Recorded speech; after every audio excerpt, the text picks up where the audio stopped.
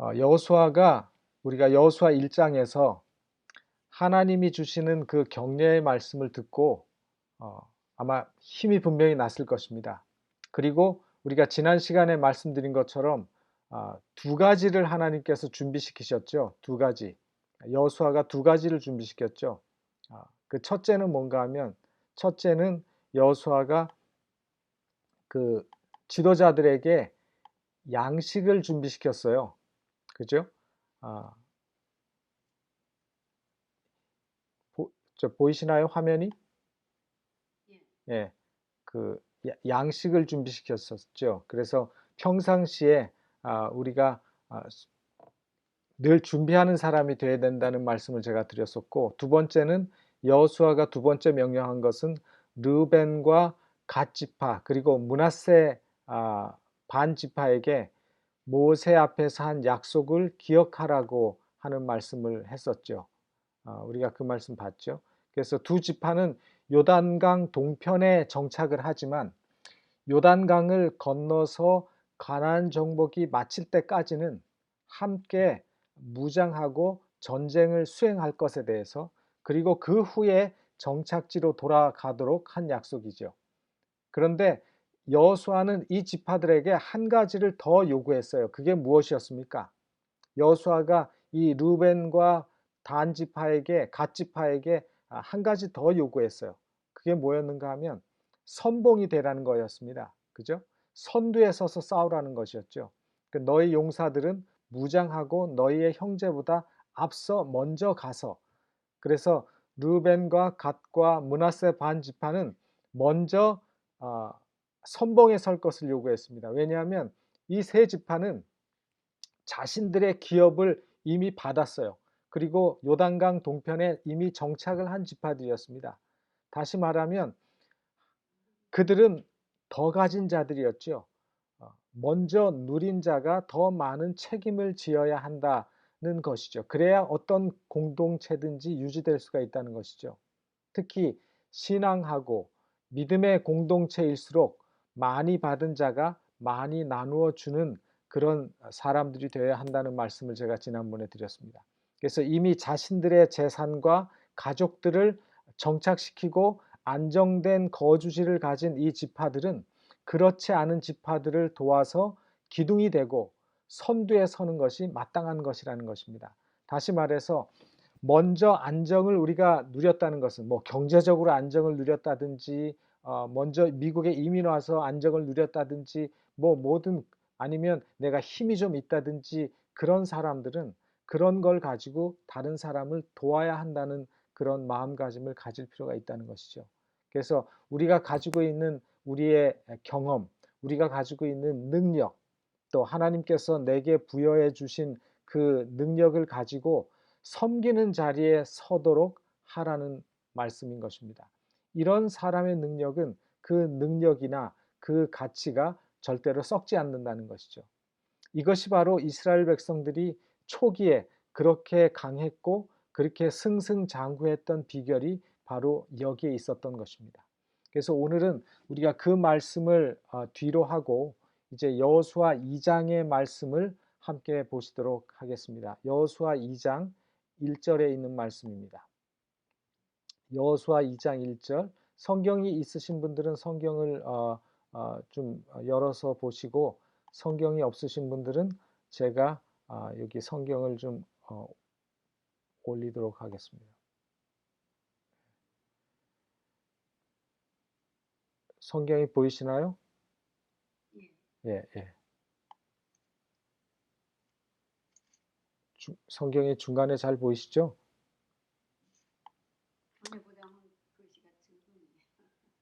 그렇습니까? 조금 더 크게. 좀 커졌죠? 예. 이 정도는 제가 다 해드릴 수 있습니다.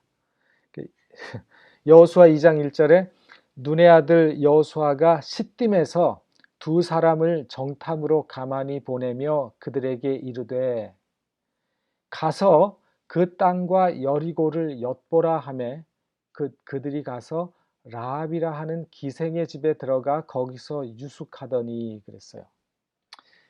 여러분, 옛날이나 현대나 전쟁에서 중요한 것은 뭔가 하면 정보전입니다. 정보전. 여러분 정보전이 뭔지 아시죠? 정보전. 예? 전쟁에서 싸우려면 정보전에서 우위를 차지하지 못하면 아무리 좋은 무기와 유리한 점을 가지고 있어도 승리하기가 쉽지 않습니다. 그래서 칼로 싸우던 과거나 요즘처럼 첨단 무기로 싸우던 현대전에서 언제나 싸움을 시작하기 전에 먼저 작전을 시작하기 전에 상대에 대한 정확한 상황을 분석하고 정보를 콜렉트하는 것이 필요한 것입니다. 우리가 전쟁을 하든지 아니면 인생을 살아갈 때 항상 최선의 상황을 생각하고 준비하는 것이 좋을까요? 아니면 최악의 상황을 생각하고 대비하는 것이 좋을까요? 여러분들은 어떻게 생각하십니까? 최선의 상황을 생각하고 준비하는 게 좋을까요? 아니면 최악의 상황을 준비하는 게 좋을까요? 항상 우리가 전쟁을 하든지 우리의 인생을 살든지 최악의 상황을 고려할 필요가 있습니다. 이 데일 카네기라고 하는 미국의 그 20세기 초기에 많은 사람들에게 이 뭐랄까 자기 개발하는 그 강사로서 최고의 강사를 했던 이 데일 카네기라고 하는 사람이 여러 책을 썼는데 그가 걱정을 멈추고 살아가는 방법이라고 하는 책에서 걱정과 염려에서 벗어나기 위한 마술 같은 매직과 같은 공식을 소개를 했는데 그 첫째가 뭐냐면 최악의 상황을 생각하라는 것입니다. 최악의 상황. 앞으로 일어날 수 있는 최악의 상황이 무엇인지를 생각해 보라는 겁니다. 그리고 나서 그 최악의 상황이 일어날 수 있음을 받아들이고 준비하라는 것입니다. 그리고 마지막에는 조용하게 그 최악의 상황이 일어나지 않도록 할 수 있는 일이 무엇인지 찾아서 하나씩 하나씩 실행에 옮기라는 것이죠. 이제 그것이 우리로 하여금 걱정을 멈추고 살아가는 방법 가운데 중요한 공식이라고 말을 하는데 사실 뭐 현실적으로 우리는 내 인성이든지 아니면 뭐 우리 가정이든지 뭐 우리의 교회든지 뭐 우리의 국가든지 간에 최악의 상황을 생각하는 자체를 우리는 별로 좋아하지 않습니다. 그렇죠? 여러분 세상에서 제일 무서운 게 뭐예요? 세상에서 제일 무서운 게 뭘까요? 여러분들은 세상에서 제일 무서운 게 뭘까요? 뭐 전염병입니까? 아니면 뭐 암입니까? 뭐가 세상에서 제일 무서운 걸까요? 팩트가 제일 무서운 거예요, 사실. 한번 가만히 생각해 보세요. 사실이 제일 무서운 것입니다. 팩트가 세상에서 제일 무서워요. 이 세상에는 거짓이 너무 많고 사기가 너무 많고 진실을 가리고 있는 것들이 너무 많기 때문에 항상 우리는 팩트를 체크할 필요가 있어요. 팩트 체크가 필요합니다. 그래서 어떨 때는 우리 자신이 내 자신을 바로 본다는 것도 어떨 땐 두려울 때가 있어요. 왜냐하면 내가 생각했던 내 자신과 실제 내 자신의 모습은 전혀 다른 사람일 수 있거든요. 내가 생각하는 내 모습과 다른 사람이 나를 평가하는 내 모습이 전혀 다를 수가 있습니다. 그래서 우리는 항상 사실과 직면한다는 것이 때로는 괴롭고 불편할 수가 있는 것입니다.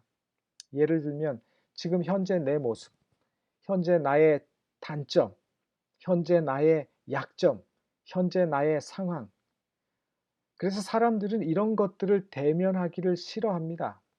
왜냐하면 이런 자신의 현실과 그 사실과 직면할 때 기쁘지 않은 경우가 많기 때문에 그렇습니다. 그러나 우리가 이런 내가 처한 현실이나 나의 사실과 팩트와 직면해야 당장 어렵고 괴롭더라도 우리는 발전할 수가 있습니다.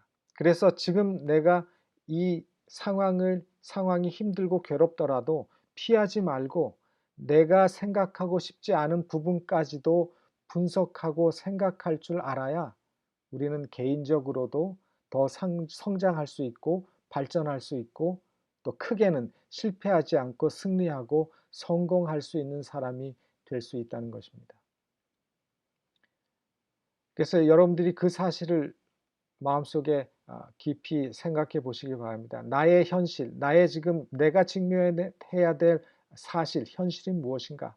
그것이 내가 부딪히기 싫은 현실이라 할지라도 그것을 생각하고 그것을 분석하고 내가 그것을 어떻게 직면하고 이겨나가야 될지를 준비하는 것, 그것이 바로 우리가 성장하고 성숙하는 비결이 된다는 사실을 제가 말씀을 드리고 싶습니다. 이제 다시 여호수아 2장으로 돌아가서 여러분, 여호수아가 정탐꾼을 보냈던 그 여리고는 어떤 곳일까요? 그 여리고는 바로 이런 곳입니다. 여러분들이 지금 보시는 이 화면의 왼쪽에는 지금 현재 여리고의 장면이에요. 현재 여리고의 장면. 그리고 이제 오른쪽에 있는 성벽은 이제 옛날 이스라엘이 여리고를 공격하려고 할 때 그 이제 모든 문헌과 역사적인 기록을 참고해서 모형으로 만든 여리고가 바로 오른쪽에 있는 저 그림입니다. 이 여호수아가 정탐꾼을 보낸 여리고는 어떤 곳이었는가 하면 바로 이스라엘 백성들이 진치고 있는 바로 맞은편 강 건너 몇 마일 떨어지지 않은 곳에 여리고성이 있었습니다. 이 여리고성은 여러분들이 보시는 것처럼 아주 그 성이 이중으로 둘려져 있는 아주 크고 철통같이 방어되어 있는 그런 성이었습니다. 또 여리고는 그 별명이 뭐냐 하면 종려의 성읍으로 불려졌어요. 종려. 여러분 종려나무가 뭔지 아시죠? 팜트리. 그 아름다운 팜트리. 저건 그 뭐 제주도나 하와이 가면 많은 저기 뭐 캘리포니아 가면 많은 그 팜트리들. 종려나무가 아주 가득 찬 아주 큰 오아시스가 바로 이 여리고였습니다. 지금도 그 종려나무가 아주 많은 곳, 아름다운 곳입니다. 이런 지리적으로 환경적인 위치 때문에 여리고는 많은 사람들이 지나가면서 들리는 그런 상업도시로 발전할 수밖에 없었습니다. 그리고 또한 지리적으로는 이 여리고가 가나안 땅으로 들어가는 관문이었기 때문에 이스라엘이 가나안 땅을 정복하기 위해서는 분명하게 짚고 넘어가야 될, 함락시켜야 될 큰 장애물이었다는 사실입니다. 그랬기 때문에 여호수아는 두 사람을 스파이로, 정탐꾼으로 이 여리고 성에 보내서 그 인구와 그 자원과 그 성이 얼만큼 견고한지에 대해서 조사를 시킨 것입니다. 그래서 1절에 보면은 뭐라고 얘기했냐면 여호수아가 시딤에서 그죠? 두 사람을 정탐으로 보냈다 그랬어요. 그죠? 두 사람을 정탐으로 어떻게 보냈어요? 가만히 보냈다 그랬습니다. 가만히 보냈다는 것은 아무도 모르게 보냈다는 것입니다. 특별히 시기적으로 이 정탐꾼들은 여호수아 1장의 10절부터 18절에 기록된 그 사건들이 있기 전에 이미 파견됐어요. 이 여호수아와 두 명의 정탐꾼 외에는 아무도 모르게 심지어 이스라엘 백성들의 지도자들에게조차 알려지지 않도록 은밀하게 정탐꾼을 파견한 것입니다. 여호수아는 아주 신중하고 은밀하게 이 일을 진행을 했는데 이렇게 한 이유에는 여러 가지가 있었지만 그 두 가지 이유를 우리가 생각한다면 첫째는 이 정탐꾼들의 안전을 도모하고 비밀리에 정보들을 수집하기 위한 것이었습니다. 그래서 첫째는 정탐꾼들이 안전하게 돌아와야 되고 또 비밀리에 가서 정확한 정보들을 수집하기 위한 것이었고 둘째는 성곽으로 둘러싸여 있는 여리고는 그렇게 아무리 뭐 큰 성이라 할지라도 큰 지역이 아니지 않습니까? 그렇기 때문에 가나안 땅 모두를 정탐하는 것 같이 여러 사람들이 우르르 몰려다닐 수가 없는 것입니다. 그렇게 했다간 금방 들키죠. 그래서 딱 두 사람만 정탐을 위해서 보냈습니다. 여호수아가 전적으로 하나님을 신뢰하고 믿었지만 싸움을 확실한 성공으로 이끌기 위해서 자신이 할 수 있는 모든 지혜와 능력을 사용하는 것은 필요했습니다. 모든 책임을 어깨에 짊어진 새 지도자 여호수아가 특별히 군대 장관으로서 낯설고 적대적인 땅에 들어가서 먼저 그것을 탐지한 것은 필요한 일이죠. 그래서 여호수아가 정탐꾼들을 보낸 것은 하나님을 불신해서가 아니라 하나님이 주신 지혜였다는 사실을 우리가 알아야 합니다. 그래서 하나님의 약속을 믿는다는 의미가 뭔가? 하나님의 약속을 믿는다는 것은 결코 그냥 감나무 밑에 앉아서 감이 떨어지기를 기다리고 앉아 있는 것이 아니라는 것입니다. 하나님의 약속을 믿는다는 것은 하나님의 그 약속을 믿으면서 우리가 우리 편에, 우리 인간이 할 수 있는 노력과 수고를 통해서 그 일을 이루게 하시는 하나님의 방법이라는 사실을 우리는 잊지 말아야 할 것입니다. 이제 정탐꾼 두 사람이 여리고로 들어갔습니다. 그 당시에 여리고 성의 상황이 어떠했는가? 여러분은 어떠했을 거라고 생각하십니까? 여리고 사람들, 여리고 성이 아무 생각 없이 있었을까요? 절대로 아닙니다. 그 여리고 성의 왕과 백성들은 이미 이스라엘 백성들의 집결과 또 아모리 족속과 미디안 족속을 그 이스라엘 백성들이 어떻게 정복하고 이겼는지를 다 보았어요. 그들의 규모와 그들의 승리에 대해서 이 여리고 사람들은 모두가 놀라 있었습니다. 그리고 곧 이제 그들이 공격당할 것을 알고 두려워하면서 최고의 경계를 갖추고 있었습니다. 그러다 보니까 정체 모를 두 정탐꾼들은 금방 쉽게 그들의 경계망에 걸릴 수밖에 없었을 것입니다. 그래서 보면 여호수아 2장 2절로 3절에 보니까 금방 걸렸어요. 혹이 여리고 왕에게 고하여 가로되 보소서 이 밤에 이스라엘 자손 몇 사람이 땅을 탐지하러 이리로 들어왔나이다. 여리고 왕이 라합에게 기별하여 가로되 너한테 와서 너의 집에 들어간 사람들을 끌어내라. 그들은 이 온 땅을 탐지하러 왔느니라. 들켰어요. 왜냐하면 이 스파이 임무는 굉장히 위험하고 생명을 건 임무였기 때문에 아마 여리고로 들어가자마자 라합의 여관으로 들어갔을 것입니다. 왜냐하면 그 당시에 이 가나안 지방의 여관들은 음식도 팔고 술도 팔고 방도 제공하고 또 매춘도 이루어졌던 곳이었습니다.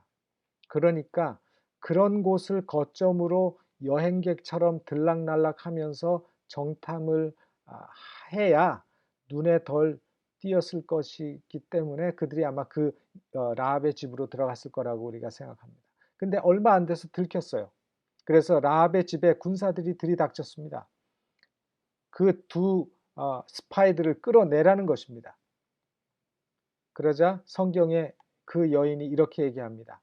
그 여인이 그 두 사람을 이미 숨긴지라 가로되 과연 그 사람들이 내게 왔었으나 그들이 어디로 서인지 나는 알지 못하였고 그 사람들이 어두워 성문을 닫을 때쯤 되어 나갔으니 어디로 갔는지 알지 못하되 급히 따라가라 그리하면 그들에게 미치리라 하였으나 실상은 그가 이미 그들을 이끌고 지붕에 올라가서 그 지붕에 버려놓은 삼대에 숨겼더라.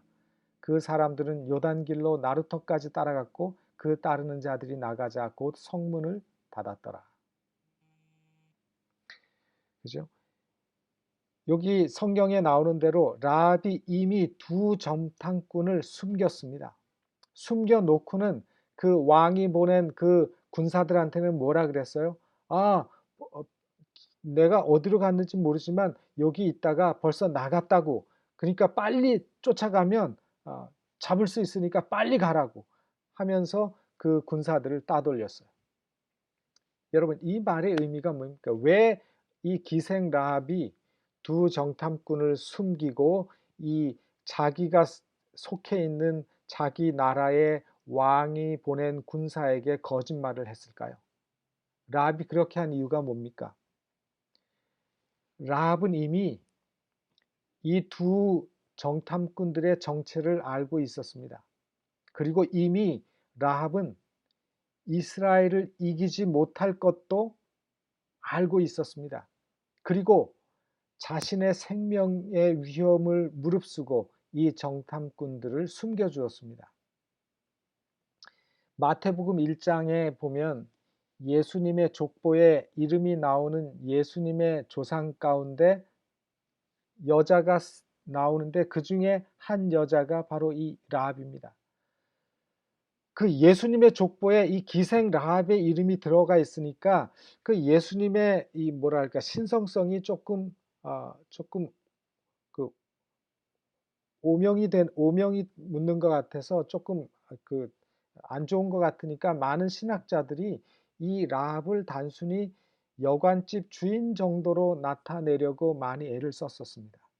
근데 성경의 기생이라고 번역된 이 히브리어 단어 조나라고 하는 이 말의 뜻은 기생, 창기, 창녀라고 하는 뜻을 가진 말입니다. 다른 말로는 번역이 안 돼요. 그러니까 그 당시에도 그가 기생, 창기였는지 과거의 기생이었는지는 모르지만 그의 신분은 기생이었어요.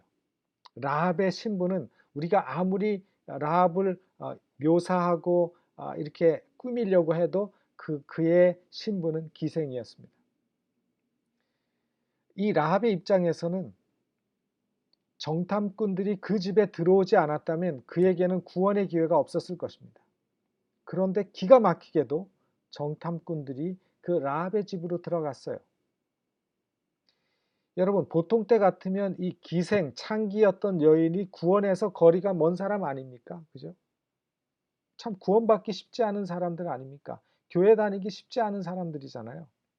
근데 기생이었고 창기였던 여인인데 하나님께서는 이런 라합이 그곳에 있는 것을 아셨습니다.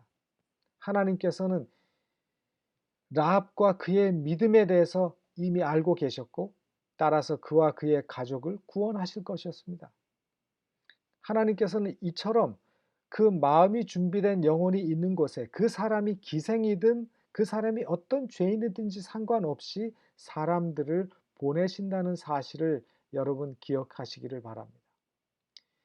이제 라합은 그 두 정탐꾼을 찾던 군사들이 멀리 간 것을 알고 안전하다는 것을 확인한 후에 두 정탐꾼들에게 찾아가서 자신의 믿음을 고백합니다. 여호수아 2장 8절부터 12절입니다. 그가 이렇게 그의 믿음을 고백합니다. 두 사람이 눕기 전에 라합이 지붕에 올라가서 그들에게 이르러 말하되 여호와께서 이 땅을 너에게 주신 줄을 내가 아노라. 우리가 너희를 심히 두려워하고 이 땅 백성이 다 너희 앞에 간담이 녹나니 이는 너희가 애굽에서 나올 때 여호와께서 너희 앞에서 홍해 물을 마르게 하신 일과 너희가 요단 저편에 있는 아모리 사람의 두 왕 시혼과 옥에게 행한 일 곧 그들을 전멸시킨 일을 우리가 들었음이라.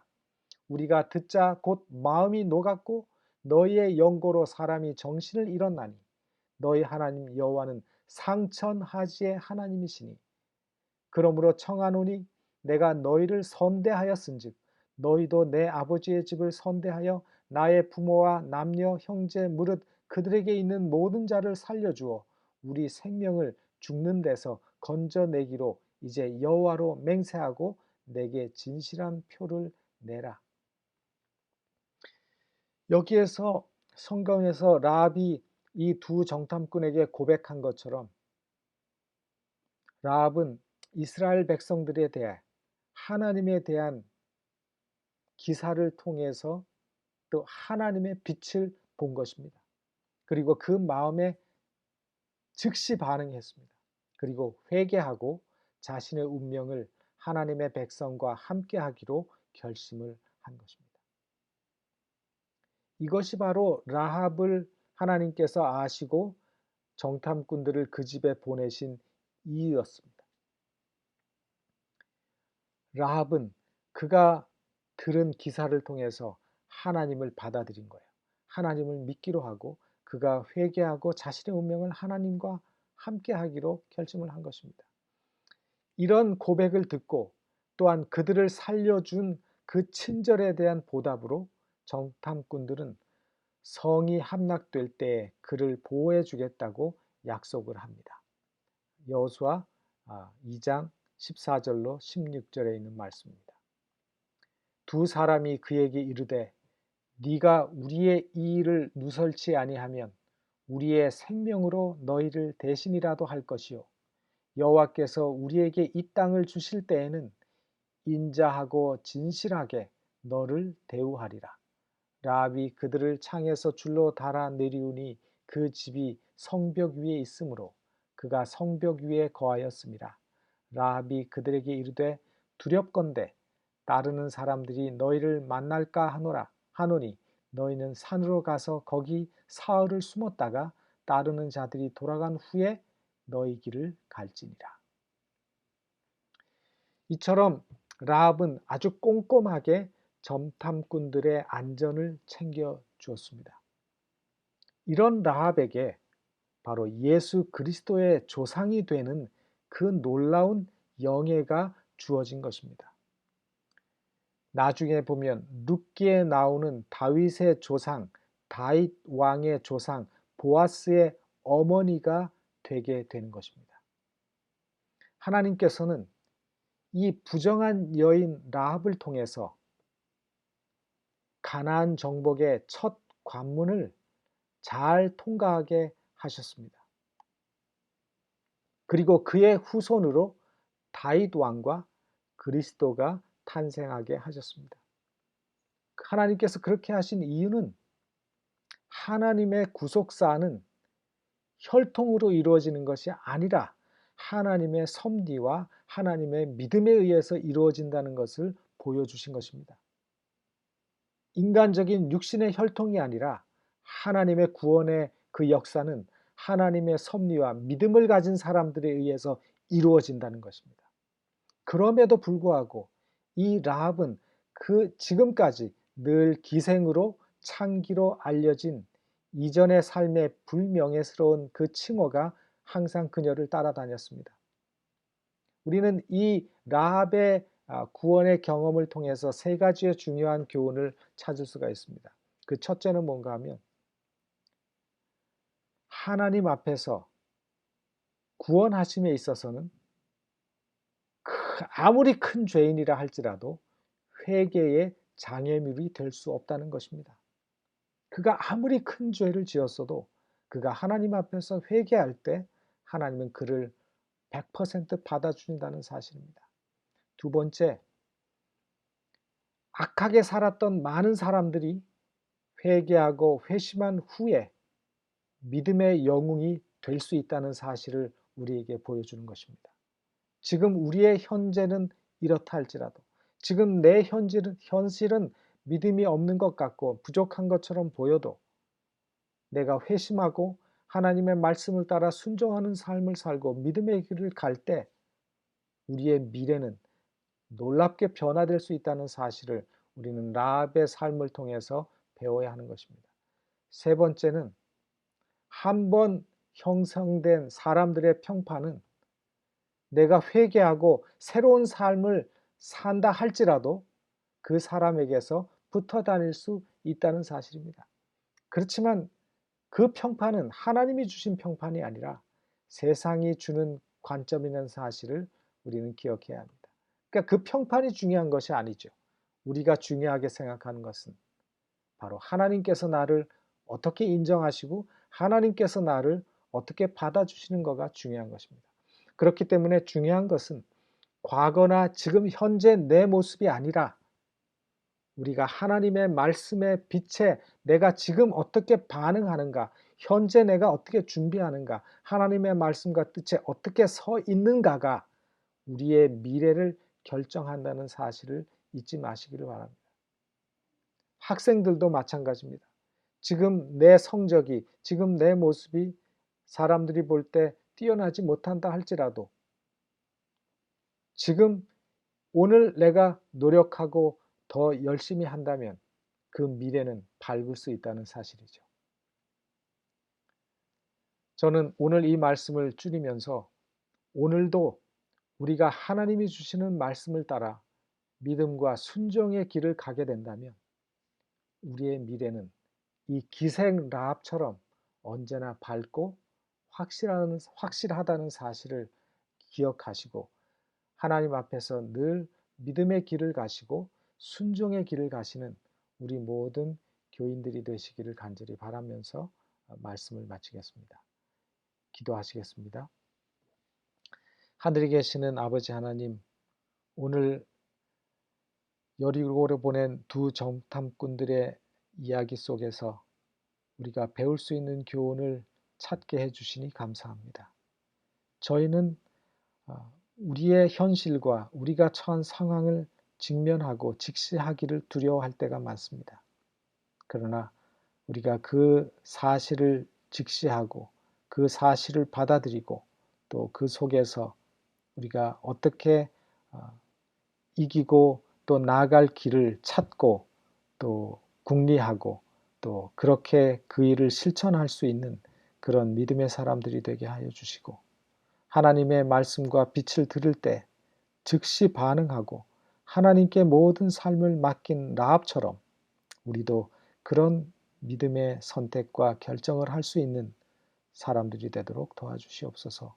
아버지의 도우시는 은혜와 성령의 함께 하심이 이 힘든 시기에 우리 모든 성도들에게 은혜를 더하시고 모든 가정에 하나님의 놀라운 보호와 축복하심이 임하여 주시옵소서. 이 저녁에도 주의 은혜가 우리가 쉴 때 편안한 쉼을 쉬게 하시고 또 회복의 놀라운 역사가 우리의 몸과 영혼에서 일어나도록 도와주시옵소서. 예수님의 이름으로 기도하옵나이다. 아멘. 감사합니다. 감사합니다.